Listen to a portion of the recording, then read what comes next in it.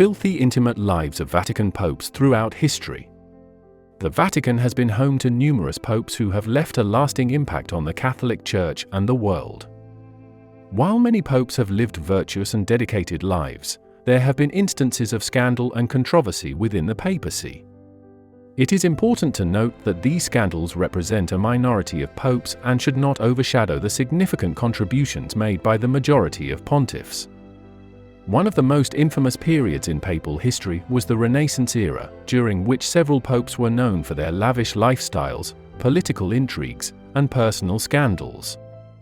Pope Alexander VI, also known as Rodrigo Borgia, is perhaps the most notorious of these popes. He was accused of nepotism, simony, and having multiple mistresses and children. Another pope, Julius II, was known for his military ambitions and was actively involved in the politics of the time. Alexander VI was known for his scandalous personal life and numerous love affairs during his time as pope. He was accused of nepotism, simony, and having multiple mistresses and children.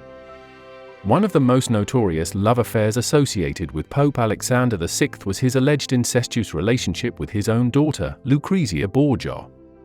Rumors circulated that the Pope had an intimate relationship with Lucrezia, which caused a great scandal and controversy. However, it is important to note that the veracity of these claims is still a subject of debate among historians. Paul II passed while sexually engaged with a male page. Paul II was a 15th-century pope who was engaged in minor conflicts. For his 7-year tenure, celibacy may have been an issue, as the manner and circumstances of his passing are disputed. Official accounts have him succumbing to heart failure after eating an excessive amount of melon. Other accounts, possibly originating with papal enemies, assert that Paul II passed during the intimate act of a young male page entering him from the rear, and that he thoroughly enjoyed dressing up in elaborate vestments, which also contributed to rumors of femininity and homosexuality. Pope Leo XII slept with the wife of a Swiss guard and fathered 3 children, born Annabel de la Genga. Leo XII was one of the most conservative and unpopular popes of the 19th century. In his 6-year reign, starting in 1823, he instituted many laws and ordinances, including prohibiting Jews from owning personal property, banning alcohol in Rome, and reintroducing regulations not seen since the Middle Ages. He was elected pope despite his ill health. In fact, he was a compromise candidate who most believed would not survive for any length of time assigned by Pius VI in 1794 as papal nuncio to France. In Austria and several German states, he is believed to have conceived 3 illegitimate children in Italians with the wife of a Swiss guard, believing that this would be his final appointment in the church, which seems to have given him a fatalistic attitude towards his holy obligations. He would live in poor health for another 3 decades, finally succumbing in 1829. Fight Alexander VI. Pope Alexander VI had a passionate love affair with Giulia Farnese, who was married to Orsino Orsini. Giulia was renowned for her beauty and charm, and she became the Pope's mistress. Their relationship was well known, and Pope Alexander VI openly favored Giulia, bestowing her with lavish gifts and privileges. Another significant love affair of Pope Alexander VI was with Vanazza Cattonia. She was a married woman and had several children with the Pope, including Cesare and Lucrezia Borgia. Their relationship lasted for many years and was marked by scandal and controversy. Pope Alexander VI was also rumored to have had a brief affair with Caterina Sparza, an Italian noblewoman known for her political prowess and beauty. Their relationship, if true, added another scandalous chapter to the Pope's love life apart from these well-known love affairs. Pope Alexander VI was reputed to have engaged in numerous other extramarital relationships and affairs. These relationships were often used to secure alliances, political favors, and financial benefits for the papacy. It is worth noting that the scandalous love affairs of Pope Alexander VI were not limited to his personal life, but also had significant implications for the papacy and the Catholic Church. His actions and reputation contributed to the criticism and discontent that arose during the Renaissance period and led to calls for reform within the Church. However, it is essential to approach the historical accounts of Pope Alexander VI's scandalous love affairs with caution, as many of the details have been exaggerated or distorted over time. The precise extent of his personal indiscretions and their impact on his paper remains a subject of historical debate connected to the Spanish branch of the powerful Borgia ecclesiastical dynasty. He was appointed a cardinal by his uncle and eventually became the vice-chancellor of the Catholic Church, acquiring tremendous wealth by selling offices and indulgences to the wealthy.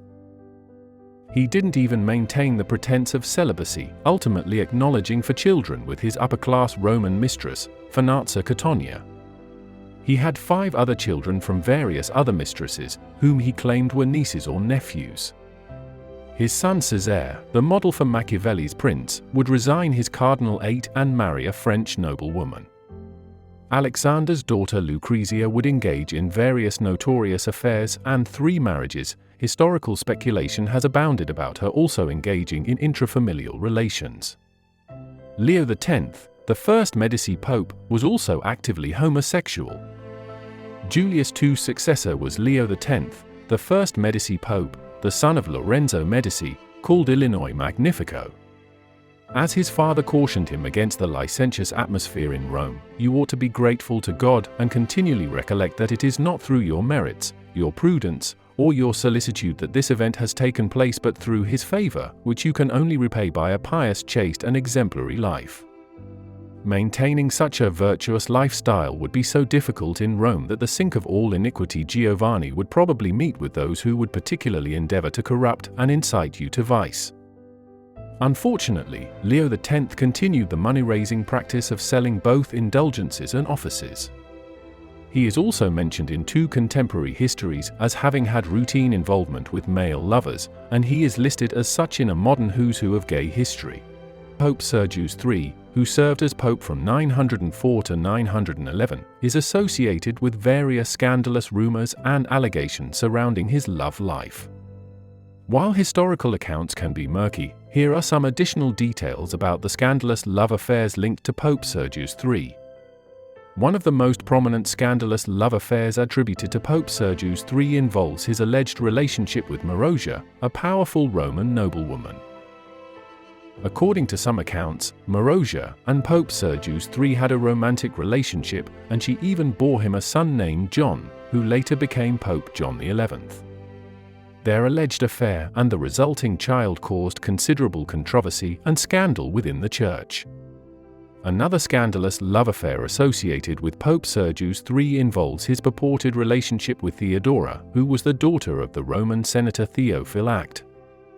Some accounts suggest that Theodora and Pope Sergius III were involved romantically, and she exerted significant influence over papal affairs during his pontificate.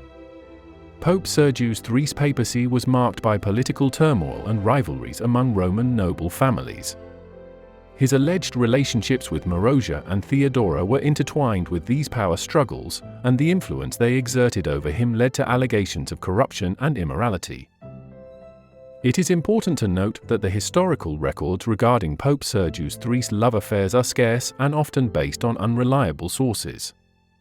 The tumultuous climate and power struggles at the time make it difficult to ascertain the precise nature and extent of his romantic involvements. In the 9th century, the papacy was embroiled in the notorious Cadaver Synod. Pope Formosus, even after his death, was put on trial by his successor, Pope Stephen VI. The bizarre trial involved exhuming Formosus's body, dressing it in a papal vest, and subjecting it to accusations of perjury and necromancy. Pope Julius II had shameful ulcers when he was born Juliano de la Rovia. Pope Julius II became pope in 1503. Today, he is most famous as the artistic patron of Michelangelo and other prominent Renaissance artists, and for the rebuilding of St. Peter's Basilica. He also ignored celibacy as a cardinal, fathering at least one daughter with his long-term mistress, whom he ultimately married off to the chamberlain of a cousin. Julius was tainted with another charge late in life, that he consorted with men, even common pro-street workers.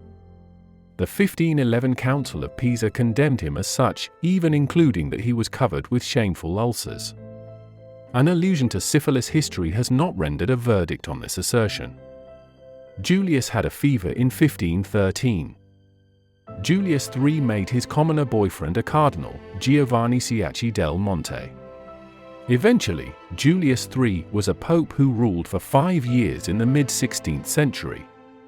Perhaps he is most famous today for creating what was described as one of the most notorious homosexual scandals in the history of the papacy.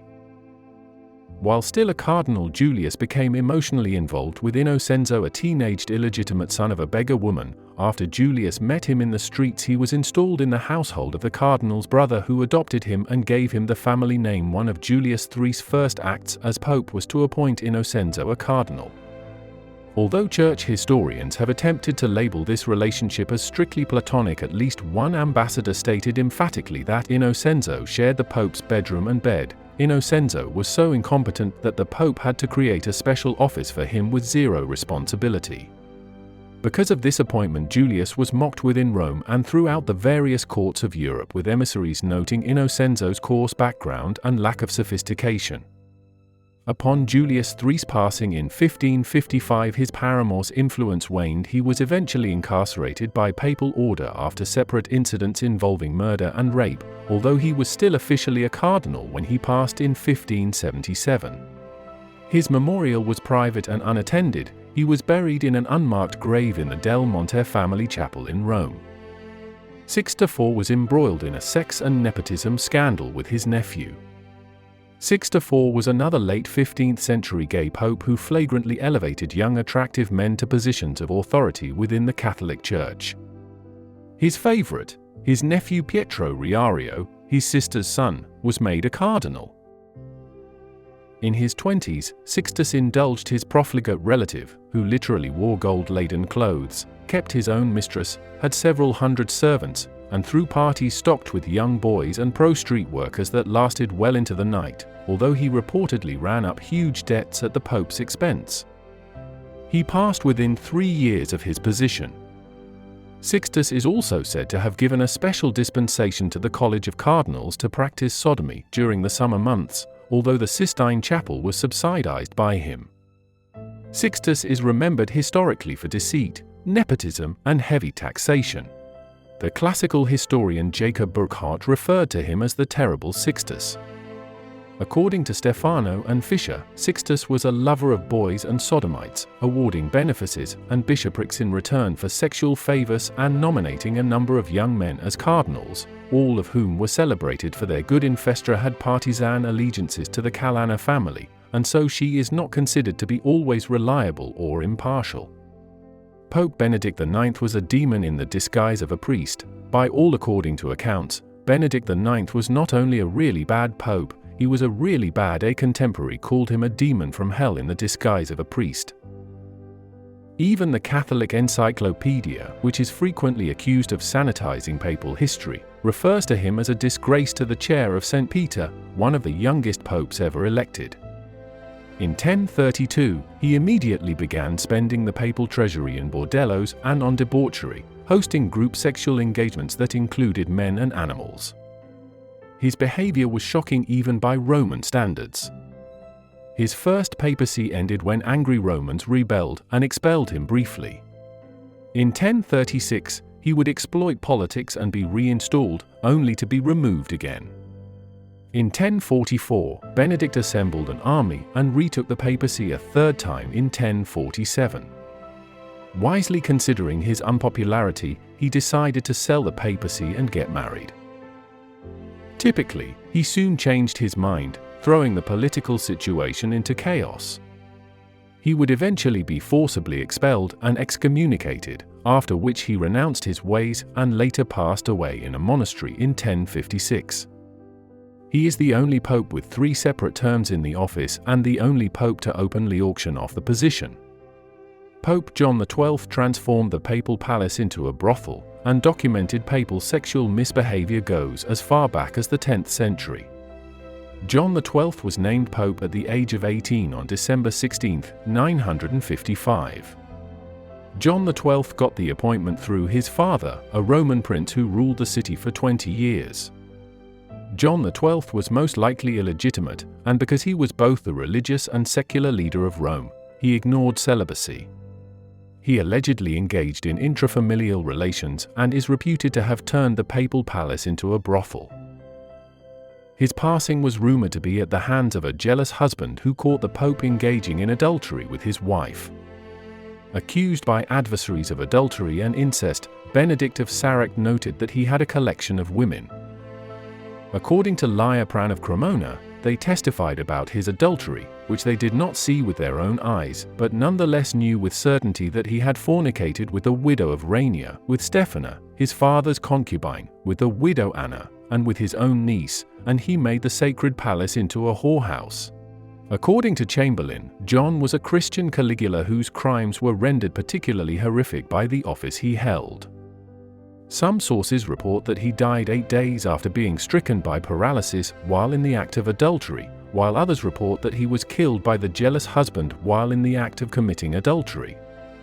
Pope Paul III openly flouted celibacy, while a young guy Alessandro Farnese. Pope Paul III was a member of the wealthy and powerful House of Farnese, an influential Italian family during the Renaissance. His sister Julia was reportedly the mistress of Pope Alexander VI. Farnese's youthful appointment as a cardinal was the result of this relationship.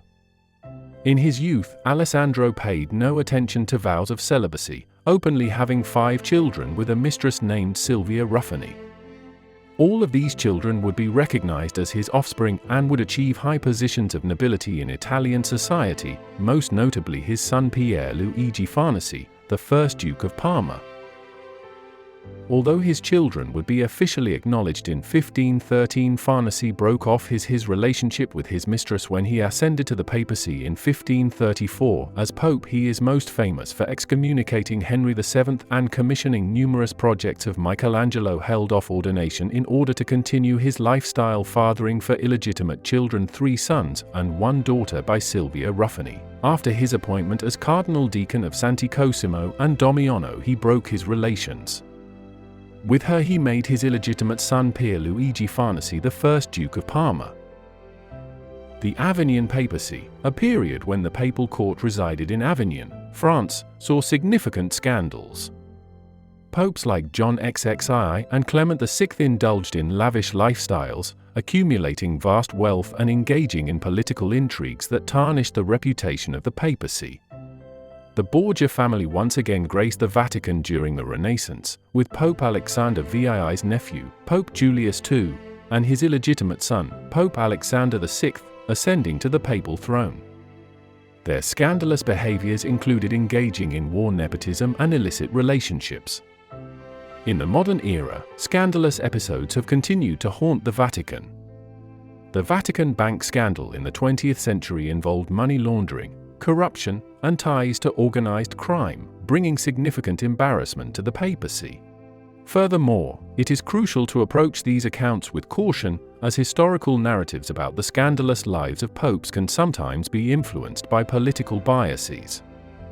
Personal rivalries or later interpretations. The papacy, like any other institution, has experienced morals, and their personal lives can be challenging to ascertain definitively overall. The scandalous love affairs attributed to Pope Sergius III contribute to the complex and intriguing history of the papacy, highlighting the interplay between personal relationships, political dynamics, and the reputation of the Church during the time of his pontificate. The scandalous lives of the Vatican popes serve as a reminder of the complexity of human nature and the challenges that come with wielding power and authority. While these scandals have marred the reputation of the papacy, it is crucial to remember that they do not represent the entirety of the Catholic Church or its teachings. By acknowledging these scandals, the Church can strive for transparency, accountability, and reform. It is through learning from the mistakes and holding leaders accountable that the Catholic community can heal, rebuild trust, and continue its mission of faith, love, and service. As we navigate the complexities of history, let us remember that the true essence of the papacy lies in the teachings of Jesus Christ, which call for humility, compassion, and moral integrity.